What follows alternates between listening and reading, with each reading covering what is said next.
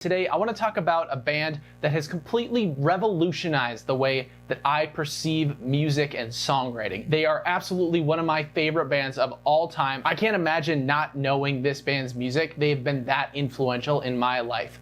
And that band is Alter Bridge. Alter Bridge has some of the best melodic, harmonic, and rhythmic material of any band that I've listened to, period. Really, their combination of awesome musicianship, fantastic, thought-provoking songwriting, amazing technical prowess, and just them as a band, like they're just a really solid group of guys. All of that combined just makes them one of the best supergroups that you could possibly listen to. So for a little background on the band, they were formed as kind of an offshoot of the band Creed. The original lineup was just three guys: Mark Tremonti on guitar, Brian Marshall on bass, and Scott Phillips on drums. Then as they were writing the first album for Alter Bridge called One Day Remains, they asked Myles Kennedy from the Mayfield 4 to come in and sing vocals. And they were just absolutely blown away by his performance. As a result of that, Myles joined the band permanently, and the rest is history. Since then, the band has recorded 6 full-length albums, as well as a whole host of other live albums, B-side compilations, single albums, and you name it. So now, what makes Alter Bridge so good? At the macro level, all of them are masters of their instruments. They have so much control and versatility on whatever it is that they want to play.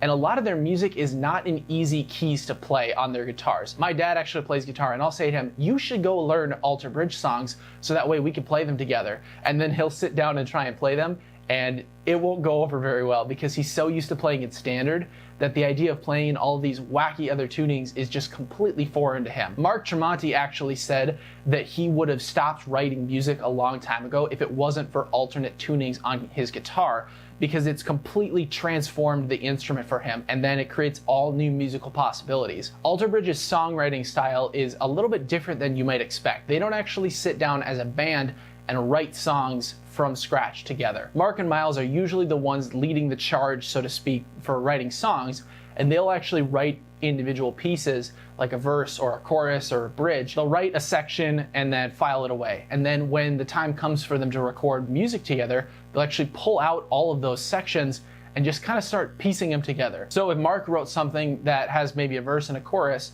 they might decide, you know what, that chorus doesn't actually work quite as well in this specific arrangement, but Myles actually wrote this little bit that works really well. And when you listen to Alter Bridge's music, you can hear that. My guess is that for every song, you know, there's maybe 5 or 6 pieces in total that they put together. There's probably 10 or 12 that they tried and then threw out and just decided all of this other stuff, garbage. It's not gonna work for this song. They're so incredibly specific and intentional and picky with their music. And that is what makes it so good. Naturally, when we talk about a band, we can't just talk about the band as a whole. We have to talk about the individual musicians and their contributions to the band. So, starting off with frontman Myles Kennedy. Myles, by far, is the best vocalist I have ever heard. Myles has just a phenomenal amount of control over his voice, and he's got the technical ability to match on guitar. This guy can sing some of the most nuanced, challenging vocal lines that you will ever hear in modern rock music, on top of very technical, specific guitar parts. That is not an easy task. As a vocalist and a drummer, I will occasionally try and sing over top of what I'm drumming, and I can speak from experience that the quality degrades significantly as soon as I start multitasking and trying to do 2 instruments and 2 parts at once.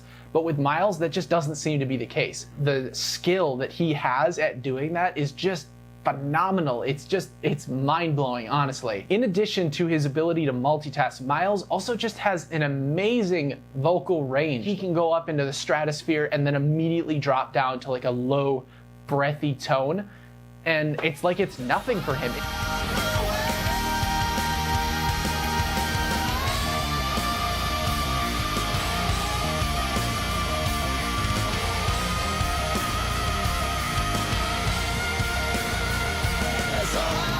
He could do that live for 15 songs in a row and he'd be totally fine. And lastly, of course, with Myles Kennedy, we gotta mention the dude's hair. All right, now you can't talk about Alter Bridge without also talking about Mark Tremonti. Tremonti has such an aggressive, fast play style. It just creates so much momentum and power within Alter Bridge's music. Like I said earlier, Mark really likes to play in alternate tunings. He almost never plays in standard.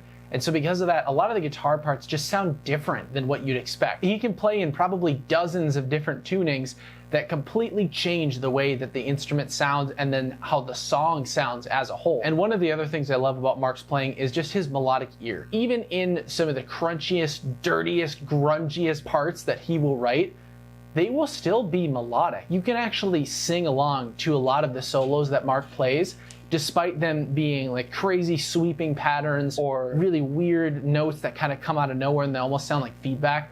But no matter what it is, there's always still some kind of melody structuring around it. One of Mark's other strengths is actually his voice, even though Alter Bridge doesn't feature this very often. There's only a handful of songs in the Alter Bridge discography where Mark is actually singing a lead vocal line, but every single time that he is, it stands out so much because he's got such a different tone and production of his voice compared to Myles. He's more in the baritone range. The meat of his voice, the real power of it, is in his lower side, whereas Myles' voice, all of the power comes from his high range. And so because of that, it makes for a really great contrast whenever the two of them are trading parts on songs. Something that I find really interesting is that Mark doesn't actually consider himself a guitarist or a singer. He considers himself a songwriter.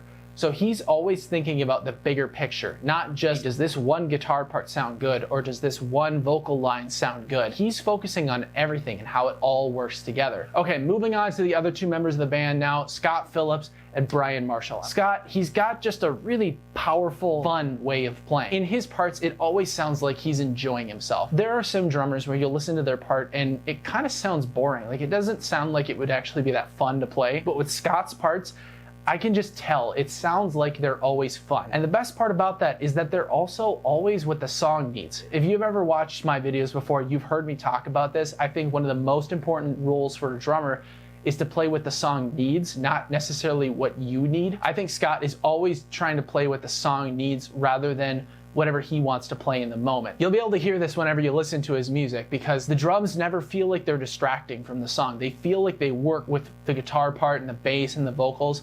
They never feel distracting.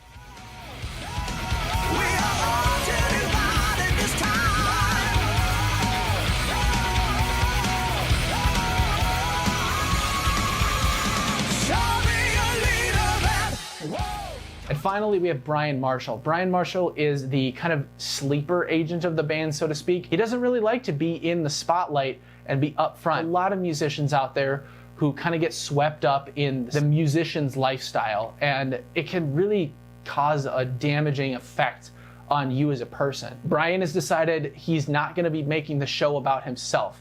His job is to go out on stage and perform his music, and that's what he does. And he does an incredible job at it. If you listen to some of Alter Bridge's bass parts, they are some complicated parts. Also, I love his tone. He's got such a deep, rich bass tone that really fills up the sound. And it matches everything else that the band is doing perfectly. And I love it.